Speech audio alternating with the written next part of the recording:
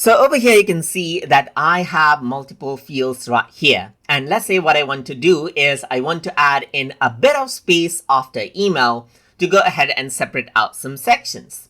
So to go ahead and do that without adding any, let's say, for example, graphics, if you want to add some space, then you can utilize something called the Spacer Widget.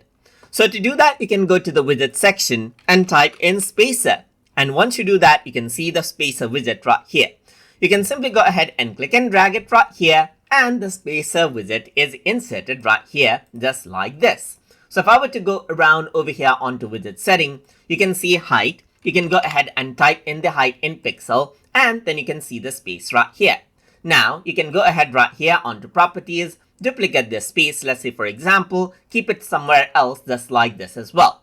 So let's just go around over here onto preview form right here. And once you do that, what happens is that you will see the spacer as well. So which creates out space. So you can see that there's an empty space right here, and there's an empty space right here just like this as well. So that is basically how you can work around with the Spacer Widget inside of Jotform. So I hope you guys learned something as always. And as always, please like, comment, share, and subscribe.